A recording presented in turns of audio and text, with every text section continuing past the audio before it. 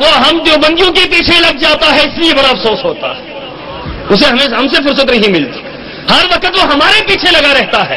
میں نے کہا حضرت خدا اس طرح نہ کریں، آپ اس کو اہل حدیث عالم دین کے پاس بھیجیں۔ رب کعبہ کی قسم ہے، مسجد کے اندر ایک کمرہ مختص کیا گیا اور تبلیغی جماعت کے ایک شریف آدمی کو لایا گیا، تبلیغی جماعت کے ایک شریف آدمی کو، اور تعارف یہ کروایا گیا یہ تبلیغی جماعت کا بندہ ہے، بہت شریف آدمی ہے، چلہ بھی لگا ہے، دسواں بھی لگا ہے، اس نے سال بھی لگایا ہے، یہ تمہاری بیوی کا حلالہ نکلوائے گا۔ اب اندازہ لگاؤ تبلیغ جماعت والوں سے کیا کام کروا رہے ہیں، یہ بیچارے شریف سادے لوگ بستر اٹھانے والے ان سے یہ کام کرواتے ہیں۔ اب اس کو جو ہے مسجد کے اندر کمرہ مختص کیا گیا، مسجد کے اندر حلالہ نکلوایا گیا۔ اس مسئلے نے مجھے ہلا کر رکھ دیا کہ دیکھو یہ کیسے لوگ ہیں جن کا نظریہ اور ہے، عقیدہ اور ہے، مسئلہ اور ہے، بیان اور ہے، کردار اور ہے، ظاہر اور ہے، باطن اور ہے، اپنے مسئلے کے لیے یہ حلال کو حرام کہتے ہیں، حرام کو حلال کہتے ہیں، عجیب ان کا سلسلہ ہے۔ اس مسئلے نے مجھے پریشان کیا۔ کراچی ہی کے اندر مفتی ظفر علی خان صاحب بہت بڑے عالم دین ہیں، میں نے ان کے پاس دورہ تفسیر پڑھا، کئی مرتبہ پڑھا، وہاں پر امین صفدر کاروی کے ساتھ میں نے وہاں پر مناظرے بھی پڑھے، وہاں پر مولانا کے سامنے تفسیر پڑھ رہے تھے۔ مولانا نے ایک عجیب بات کہی جس کا آج تک مجھے حل نہیں ملا۔ مولانا سے کسی شاگرد نے پوچھا مفتی ظفر علی صاحب یہ بات آپ بتلائیں کہ یہ تقریر جو ہے 4 ائمہ کی یہ قرآن سے ثابت ہے؟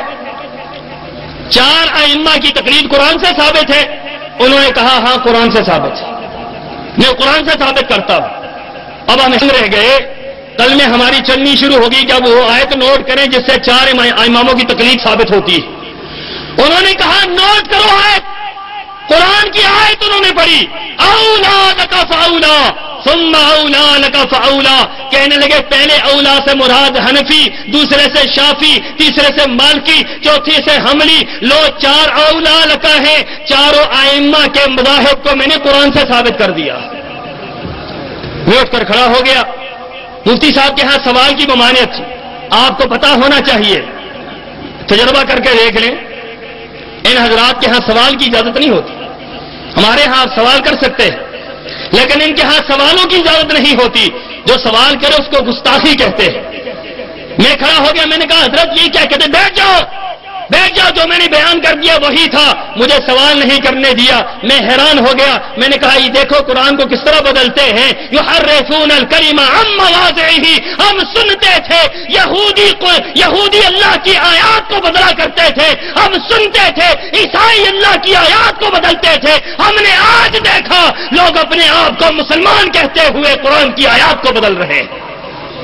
کس طرح قرآن کی آیت کو بدلا ہے، کس طرح قرآن کی آیت کی غلط تعویل کی ہے، غلط تشریح کی ہے، غلط ترجمہ کیا ہے۔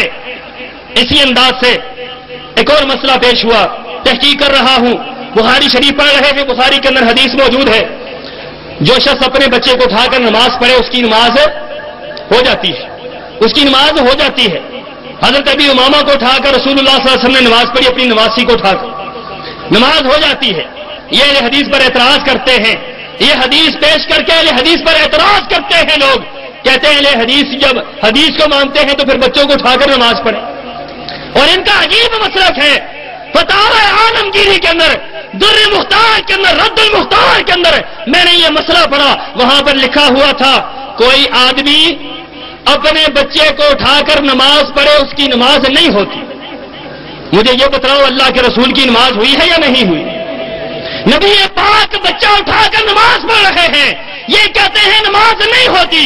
اور اس سے بڑھ کر ایک اور عجیب مسئلہ یہ، ویسے فقہ عجوبوں سے بھری پڑی ہے، میں اس میدان کو نہیں کھولنا چاہتا، میں صرف وہ واقعات سامنے رکھنا چاہتا ہوں جو مجھے پیش آئے ہیں۔ وہاں پر یہ مسئلہ ہم نے پڑھا، در مختار کے اندر یہ مسئلہ پڑھا کہ کوئی شخص اگر کتے کے بچے کو اٹھا کر نماز پڑھے تو اس کی نماز ہو جاتی۔